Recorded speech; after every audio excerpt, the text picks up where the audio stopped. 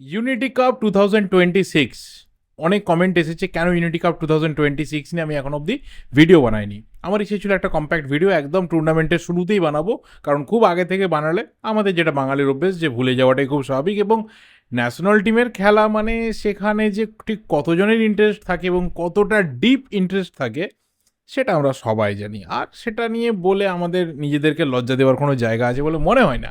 এবার ইউনিটি কাপটা নিয়ে আমাদের সবার আগে জানা দরকার, হচ্ছে লন্ডনে। এটা 4th এডিশন, এর আগে 3বার হয়ে গেছে। এরকম না যে খুব রেগুলার একটা টুর্নামেন্ট।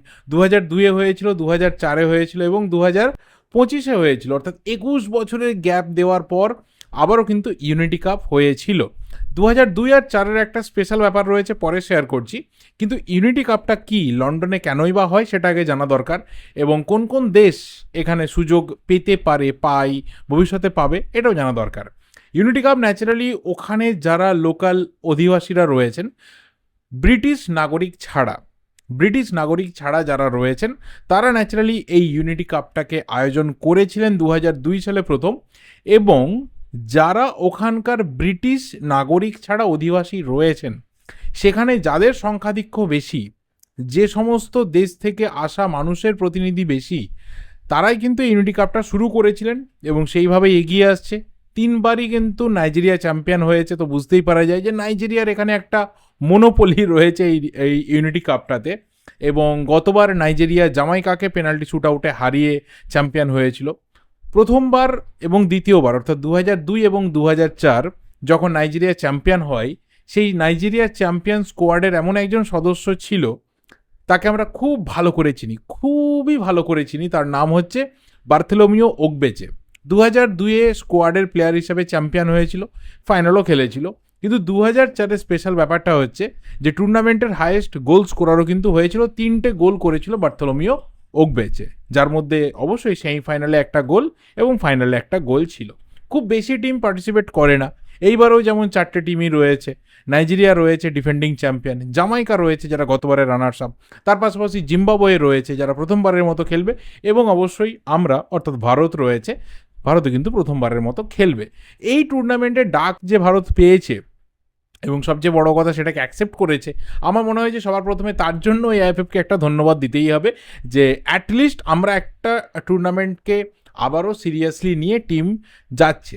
কিন্তু অবশ্যই এই ইউনিটি কাপে যাওয়ার আগে, যেটাকে ফিফা কিন্তু অফিসিয়ালি লেটার দিয়ে জানিয়ে দিয়েছে যে this is going to be a tier 1 competition. International friendly হিসাবে থাকলেও এটা কিন্তু একটা টিয়ার 1 কাপ কম্পিটিশন হিসাবে ফিফা দেখছে। তো আমরা কেউ এটাকে ফিফা ইউনিটি কাপ হিসাবেও বলতে পারি, কোথাও কোনো রকম আপত্তি নেই।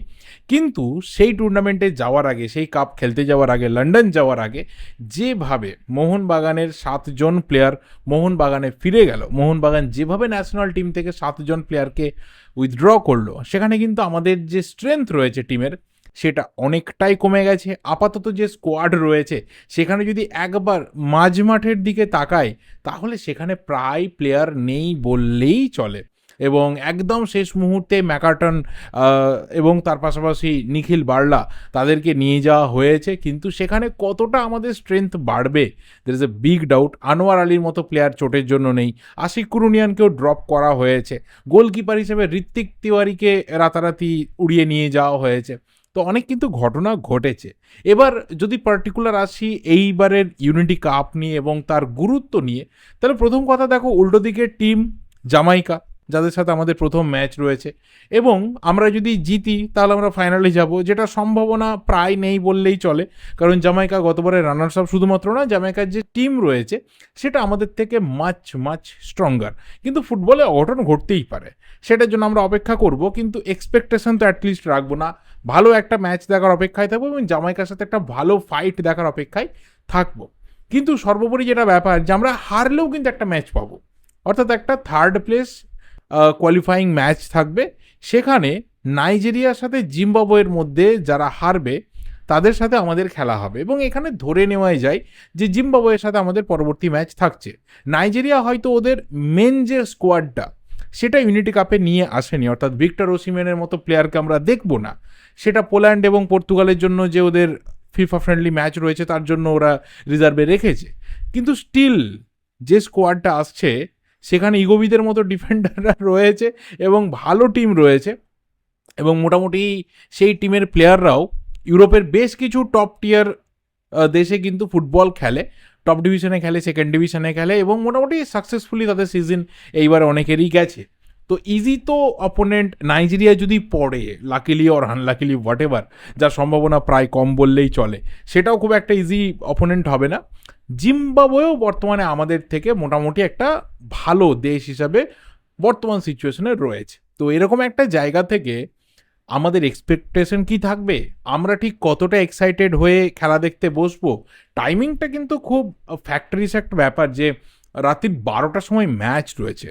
This is going to a big factor, যে বহু মানুষই হয়তো ম্যাচটা নাও দেখতে পারেন, স্পেশালি যারা একটু মিডিল এজেড বা একটু বয়স্ক মানুষজন রয়েছে, আমাদের সিনিয়ররা যারা রয়েছেন বাড়ির, তারা কিন্তু টিভিতে খেলাটা দেখতে পছন্দ করেন। তো সন্ধ্যাবেলায় ম্যাচ না, রাত্রির 12টা, অনেকের পক্ষে সেটা পসিবল না, কিন্তু আমরা ডেফিনেটলি এনজয় করব, ম্যাচ দেখব, যেখানেই যেভাবেই হোক না কেন ম্যাচ আমরা দেখে নেবো, ঠিক সেই যেভাবেই হোক।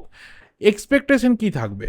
নাম্বার ওয়ান যেটা, যে আমাদের যে লিমিটেড কোয়ালিটি রয়েছে, যে লিমিটেড আমাদের রিসোর্সেস রয়েছে, সেইটুকু যেন ইউটিলাইজড হয়।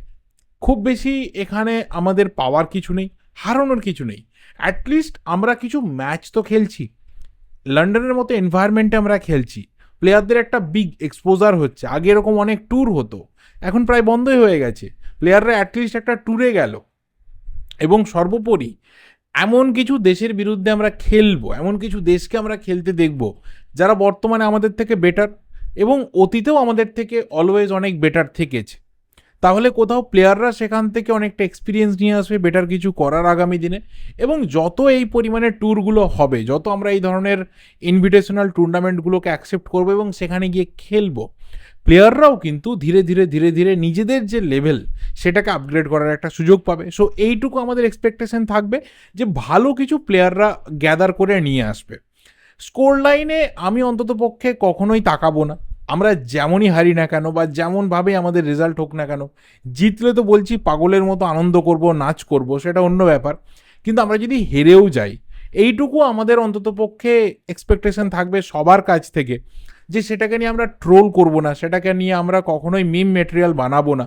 কারণ আমরা ইন্ডিয়ান ফুটবলের একদম র ফ্যাক্টরগুলোকে জানি, আমরা একদম একদম বেসিক ফ্যাক্টরগুলোকে জানি, যে এখানে গিয়ে হঠাৎ করে আমরা বিরাট কিছু করে ফেলবো। আমরা সেরকম কোনো রকম কেউ কেটা দেশ বর্তমানে নই। যতই আমাদের 1.4 আর 1.5 বিলিয়ন আমাদের দেশের জনসংখ্যা হোক না কেন, যতই আমরা কেন ওয়ার্ল্ড কাপে যেতে পারি না, কেন আমরা স্টিল ওয়ার্ল্ড কাপে না গেলেও কোথায় ওয়ার্ল্ড কাপ দেখতে পাবো সেটা নিয়ে আমাদের রাতের ঘুম উড়ে যায়। যাই হয়ে যাক না কেন, at the end of the day আমরা সত্যিই বলছি যে এই যে সিচুয়েশন, এই সিচুয়েশনকে আমাদের মাথায় রেখে কিন্তু এই ম্যাচগুলোকে দেখতে হবে। এবং এক্সাইটমেন্ট কিন্তু আমার অন্তত পক্ষে মনে হয় যে আমার তো টপ লেভেলে থাকবেই, যে আমাদের প্লেয়াররা ঠিক কীরকম খেলছে, কতটা সময় পাচ্ছে নিজেদের কোয়ালিটিকে সেখানে তুলে ধরার মতো। যেহেতু লন্ডনে গিয়ে খুব সময়ও পেয়েছে সেখানকার ওয়েদার এনভায়রনমেন্টের সাথে নিজেদের মানিয়ে নেওয়ার, এবং অবশ্যই আজ আ টিম, আজ আ হোল, আজ আ ইউনিট কোথাও প্র্যাকটিস করার বা নিজেদেরকে দেখে নেওয়ার যে সুযোগ, সেই সুযোগটাও প্লেয়াররা কম পেয়েছে। বাট স্টিল আবারও বলছি, আমি কোথাও একটা এক্সাইটিং ট্যুর হিসাবে, এক্সাইটিং একটা কাপ টুর্নামেন্ট হিসাবে এই দুটো ম্যাচকে দেখব। যেমনই রেজাল্ট হোক, যেখানেই শেষ করি, যাই হয়ে যাক না কেন, অ্যাটলিস্ট আমি অন্তত পক্ষে হোপফুল থাকবো, যেখান থেকে প্লেয়াররা পজিটিভনেস গ্যাদার করে আসবে। এবং আমি অন্তত পক্ষে ইউনিটি কাপ নিয়ে আমাদের টিমের যে দুটো ম্যাচ হবে, সেই দুটো ম্যাচের যখন আমি ভিডিও বানাবো, আমি অন্তত বলছি পজিটিভ নোটেই আমি ভিডিও বানাবো। নেগেটিভ নোট থেকে, ক্রিটিসিজমের জায়গা থেকে ডেফিনেটলি আমি অন্তত পক্ষে এই দুটো ম্যাচকে দেখবো না। এটা আমার কথা, অন্য কারোর সাথে মিলতে পারে, নাও মিলতে পারে, কারণ প্রত্যেকেরই একটা দেখার আঙ্গিক রয়েছে, একটা সাপোর্টের আঙ্গিক রয়েছে। আমারটা আমি শেয়ার করলাম, তোমরা অবশ্যই তোমাদেরটা শেয়ার করো। ইউনিটি কাপ নিয়ে তোমাদের এক্সপেকটেশন কী রয়েছে, এক্সাইটমেন্ট কী রয়েছে, এবং আগামী দিনে কিন্তু আমরা আরও অনেক ইনভিটেশনাল টুর্নামেন্টে খেলতে যাচ্ছি। তার মধ্যে কিন্তু আসিয়ান কাপটাও রয়েছে। ASEAN cup in the sense আসিয়ানের যেটা ন্যাশনাল কম্পিটিশন, ক্লাব কাপটা নয়, আসিয়ান ন্যাশনাল কম্পিটিশনে আমাদের দেশ যাচ্ছে। 5 এবং 7 তারিখ বা 7 আর 9 তারিখ এরকম রয়েছে। আমরা তাজিকিস্তানের সাথে কিন্তু ফ্রেন্ডলি ম্যাচ খেলবো। তো ভালো লাইন আপ কিন্তু রয়েছে আমাদের দেশের প্লেয়ারদের ম্যাচ দেখার এবং তাদের একটা বেটার এক্সপোজারের। সব কিছু নিয়ে তোমাদের যা মন্তব্য অবশ্যই কিন্তু কমেন্ট বক্সে জানিও। আমার ভিডিওটা আমি এখানে শেষ করছি, দেখা হবে পরের ভিডিওতে। টিল দেন, যদি ভিডিওটা ভালো লেগে থাকে লাইক করো, শেয়ার করো, চ্যানেলে নতুন হলে চ্যানেলটা সাবস্ক্রাইব করে দিও। Thank you and good bye.